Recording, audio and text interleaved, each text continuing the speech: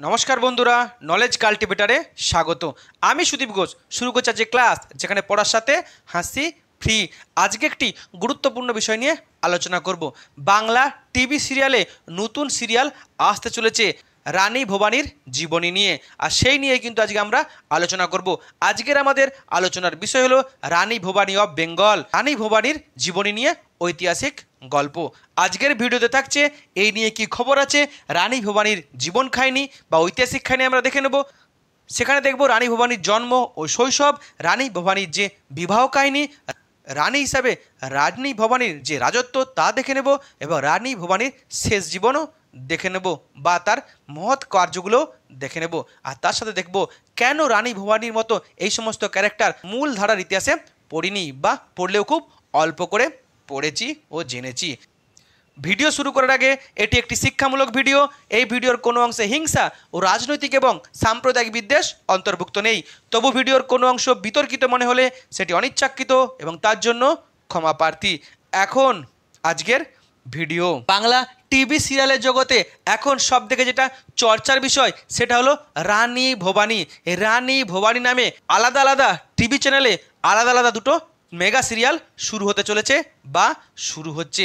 আর সেই নিয়ে কিন্তু বাংলার এই টেলিজগতে একটা চর্চা বা তর্ক বিতর্ক চলছে যে একই থিমের উপরে দুটো চ্যানেল বড় বড় দুটো সিরিয়াল আনতে চলেছে বা আনছে, তাতে কোন সিরিয়ালটা ভালো হবে, অভিনয়ে, গল্পে এবং প্রেজেন্টেশনে কোন সিরিয়ালটা ভালো হবে, কোনটা একটু পিছিয়ে পড়বে, সেই নিয়ে তর্ক বিতর্ক চলছে, ব্যাপক বিজ্ঞাপন চলছে। তো আজকে আমরা সেই রানী ভবানীর জীবনীটা নিয়েই দেখে নেব, যে গল্পটা দেখানো হবে এই সিরিয়ালে। এখন রানী ভবানী, যিনি অর্ধবঙ্গেশ্বরী বা রাজরাজেশ্বরী নামে পরিচিত ছিলেন বাংলার ইতিহাসে। এখন এই রানী ভবানীর জন্ম ও শৈশব।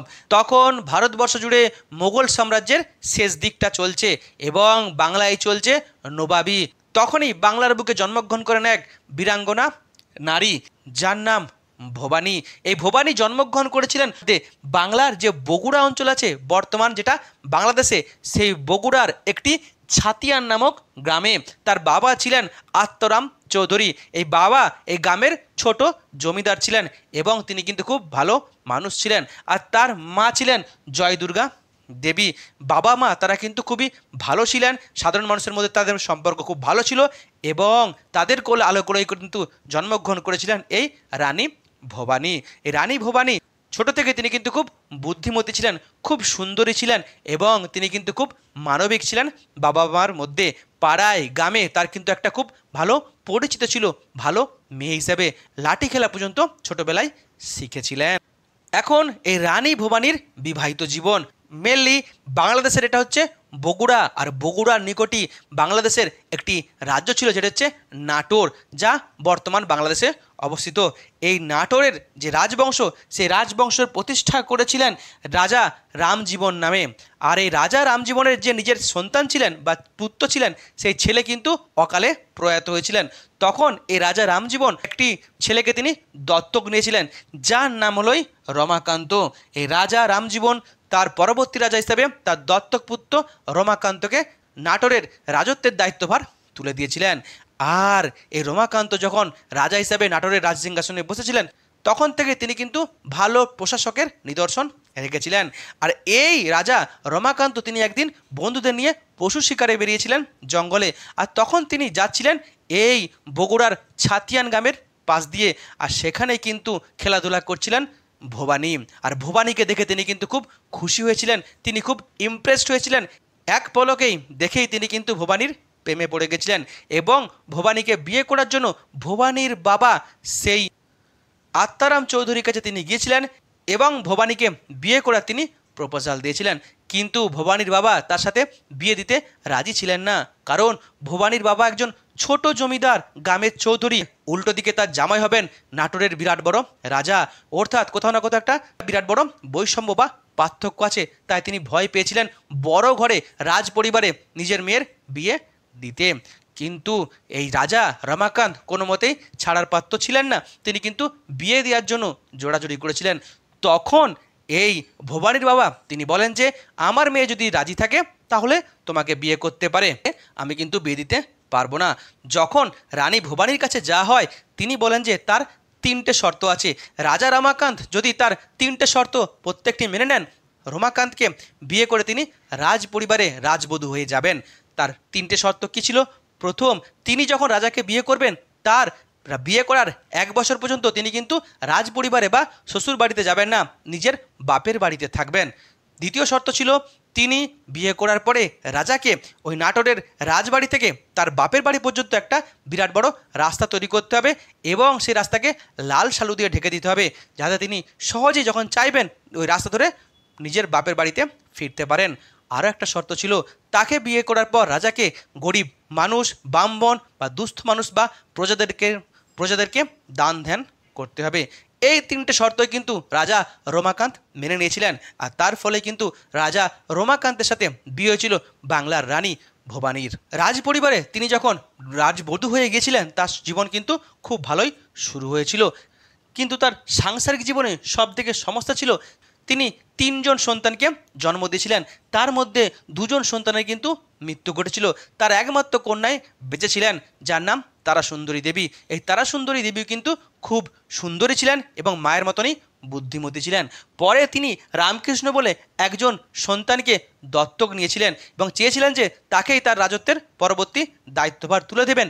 কিন্তু রামকৃষ্ণ ছিলেন আধ্যাত্মিক, তন্ত্র সাধনায় বিশ্বাসী এবং শাসন কার্যে তার কিন্তু কখনো ইন্টারেস্ট ছিল না, এবং তার সাথেই রামকৃষ্ণের কিন্তু মনোমালিন্য হয়ে যায় এবং তিনি রামকৃষ্ণকে বিতাড়িত করেন। এখন বাংলার শাসক বা নারী শাসক ভবানীর সাথে যখন রাজা রমাকান্তের বিয়ে হয়, বিয়ে হওয়ার পরেই কিন্তু তিনি তার স্বামী রাজা রমাকান্তকে বিভিন্ন দিক থেকে সাহায্য করতেন, মতামত দিতেন, সে রাজ্যের প্রজাদের ভালোর জন্য কিংবা রাজ্যের রাজত্ব বাড়ানোর জন্য, এমনকি রাজ্যের শুল্ক বাড়ানোর জন্য। কিন্তু তার বিয়ের পরে এই রমাকান্ত একটা সমস্যায় পড়েছিল। যে রাজা রামজীবন এই রমাকান্তকে দত্তক পুত্র হিসাবে রমাকান্তকে এই রাজত্ব দিয়েছিল, তার একজন ভাইপো ছিল, আর সেই ভাইপোই এই রমাকান্তের বিরুদ্ধে ষড়যন্ত্র করেছিল এবং ষড়যন্ত্র করে তিনি বাংলার নবাব আলীবর্দী খাঁর কাছে চলে গেছিলেন। এই আলীবর্দী খাঁ ছিলেন বাংলার শেষ নবাব সিরাজউদ্দৌলার দাদু। এই আলীবর্দী খাঁ সেই ষড়যন্ত্রের বশবর্তী হয়ে এই নাটোরের রাজত্বের ক্ষমতা রমাকান্তের কাছ থেকে কেড়ে নিয়েছিলেন এবং সেই রামজীবনের ভাইপোর হাতে তিনি তুলে দিয়েছিলেন। আর সেই ভাইপো ক্ষমতায় বসে নাটোরের রাজবাড়ি থেকে এই রানী ভবানী আর রমাকান্তকে বিতাড়িত করেছিলেন। সেই সময় এই রানী ভবানীর পরামর্শে রানী রমাকান্ত ভবানীকে নিয়ে গিয়েছিলেন জগৎ শেঠের কাছে।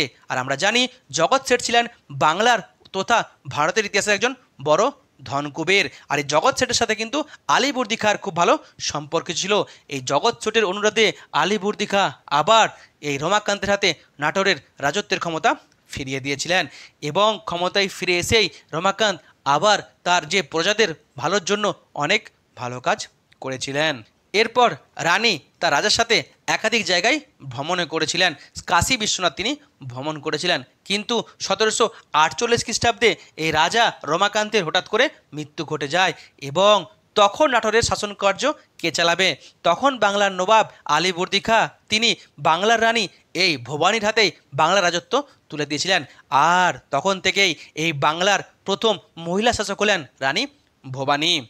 তিনি মহিলা শাসক হয়েও তিনি কিন্তু খুব পারদর্শিতার সাথে এই শাসন কার্য চালাতেন, জনগণের ভালো করতেন, জনগণকে সাহায্য করতেন, এমনকি রাজ্যের নিরাপত্তার জন্য তিনি কিন্তু একটা বড় সেনাবাহিনী গড়ে তুলেছিলেন।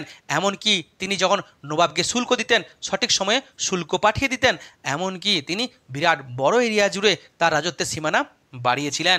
তিনি প্রায় 139টি পরগনার দায়িত্বে ছিলেন, প্রায় 1200,000 মাইল তার কিন্তু এই রাজত্বের এরিয়া ছিল এবং তিনি খুব জনপ্রিয় ছিলেন তার প্রজাদের মধ্যে। প্রজাদের দুঃখের সময় তারা কিন্তু রানীর কাছে গিয়ে সাহায্য চাইতেন, রানী কিন্তু প্রজাদেরকে সাহায্যে এগিয়ে আসতেন। এবং অধুনা পূর্ববঙ্গের যে নাটোর, রাজশাহী, পাবনা, কুষ্টিয়া, বগুড়া এই বিস্তীর্ণ অঞ্চল জুড়ে কিন্তু তার এই রাজত্ব গড়ে উঠেছিল। অর্থাৎ তিনি প্রায় বাংলার অর্ধেকটা জুড়ে একটা বিরাট বড় রাজত্ব গড়ে তুলেছিলেন। তাই তাকে বলা হয় অর্ধবঙ্গেশ্বরী বা রাজরাজেশ্বরী রানী ভবানী। রানী ভবানী পুরো অর্ধ বাংলার অধীশ্বরী হলেও তিনি কিন্তু একাধিক সমস্যায় সম্মুখীন ছিলেন, কারণ তিনি তার ব্যক্তিগত জীবনে একাধিক সমস্যায় সম্মুখীন ছিলেন। তার 2 সন্তানের মৃত্যু ঘটেছিল, তার যে দত্তক পুত্র তার সাথেও তার মনোমালিন্য ঘটেছিল এবং তিনি অল্প বয়সে তার স্বামীকে হারিয়েছিলেন। আবার সেই সময় বাংলার ইতিহাসে সবথেকে খারাপ ঘটনা ঘটেছিল বর্গী আক্রমণ। বর্গীরা প্রায় 5 বার আক্রমণ করেছিল এই বাংলা। বর্গীরা অর্থাৎ মারাঠা দস্যুরা তারা বারবার বাংলা আক্রমণ করে বাংলার ধন সম্পদ লুট করে নিয়ে যেত, বাংলার মানুষকে খুন করত, বাংলার শিশুকে খুন করত এবং বাংলার মা বোনেদেরকে ধর্ষণ করত। এমনকি এই বর্গী দস্যুরা বাংলার মন্দিরকেও ধ্বংস করেছে। আর এই বাংলার চরম বিপদেও কিন্তু নাটোরের রাজার উপরে পড়েছিল। তাই বর্গী আক্রমণকালে রানী ভবানী তিনি নাটোর ছেড়ে পালিয়ে গেছিলেন। আবার বর্গী আক্রমণ প্রতিহত হলে তিনি ফিরে এসেছিলেন। তবে আলীবর্দী খাঁর মৃত্যুর পরে বাংলার নবাবের সাথে কিন্তু রানী ভবানীর সম্পর্ক খারাপ হয়ে যায়, কারণ আলীবর্দী খাঁর মৃত্যুর পরে বাংলার নবাবের সিংহাসনে বসেন সিরাজউদ্দৌলা। আর এই সিরাজউদ্দৌলা রানী ভবানীর একমাত্র কন্যা তারাসুন্দরীর প্রেমে পড়েছিলেন এবং তিনি তারাসুন্দরীকে বিয়ে করতে চেয়েছিলেন, কিন্তু রানী ভবানী কখনোই এই বিয়ে মেনে নেননি। আর সেই কারণে সিরাজউদ্দৌলা তার সেনা পাঠিয়েছিলেন নাটোর আক্রমণ করার জন্য। সিরাজউদ্দৌলার সেনাবাহিনী নাটোরকে লুটপাট করেছিল। তখন এই সিরাজউদ্দৌলার সেনাবাহিনীর বিরুদ্ধে রুখে দাঁড়িয়েছিলেন রানী ভবানী তার সেনাবাহিনী নিয়ে এবং সিরাজউদ্দৌলার সেনাবাহিনীকে তিনি প্রতিহত করেছিলেন। অর্থাৎ বাংলা নবাবের সাথে তার সম্পর্ক খারাপ হয়ে গেছিল। আবার 1757 সালে পলাশির যুদ্ধের পরে বাংলায় ইস্ট ইন্ডিয়া কোম্পানির কিন্তু রাজত্ব বারবারন্ত ব্যাপক বেড়ে গেছিল। এই ইস্ট ইন্ডিয়া কোম্পানি বাংলার সমস্ত সম্পদ চুরি করে ইংল্যান্ডে নিয়ে যেত, অর্থাৎ বাংলা একাধিক সমস্যায় পড়েছিল। আবার এই ইস্ট ইন্ডিয়া কোম্পানির যে ঔপনিবেশিক নীতি সেখানেও কিন্তু তিনি পেরে উঠতে পারছিলেন না। আবার সেই সময় এই ইস্ট ইন্ডিয়া কোম্পানির যে দ্বৈত শাসন ব্যবস্থা তার ফলে বাংলায় দেখা দিয়েছিল 76-এর মন্বন্তর 1770 খ্রিস্টাব্দে। একাধিক সমস্যায় জর্জরিত হয়ে গেছিলেন রানী ভবানী, তিনি আর পেরে উঠছিলেন না।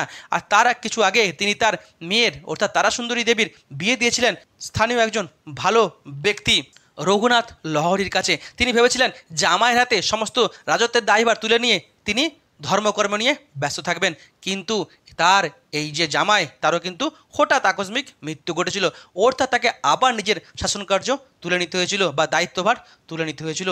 শেষ বয়সে তিনি আর পারছিলেন না। তিনি এই নাটোর ছেড়ে মুর্শিদাবাদ চলে এসেছিলেন এবং মুর্শিদাবাদের বড়নগর বলে একটি জায়গাতে তিনি বসবাস শুরু করেছিলেন এবং শেষ বয়সটা তিনি সেখানে কাটিয়েছিলেন। 1802-3 খ্রিস্টাব্দে তার মৃত্যু ঘটে এই মুর্শিদাবাদের বড়নগর গ্রামে। এখন রানী ভবানীর মহৎ কাজ বললাম। রানী ভবানী তিনি একজন শাসক হিসাবে জনগণের প্রতি খুব দরদি ছিলেন এবং তিনি কিন্তু খুব ধার্মিক ব্যক্তি ছিলেন। তিনি এই নাটোরের বিস্তীর্ণ অঞ্চলে একাধিক মন্দির স্থাপন করেছিলেন, যে মন্দির কিন্তু আজও দাঁড়িয়ে আছে। এমনকি তিনি সাধারণ মানুষের জন্য পান্থশালা তৈরি করেছিলেন।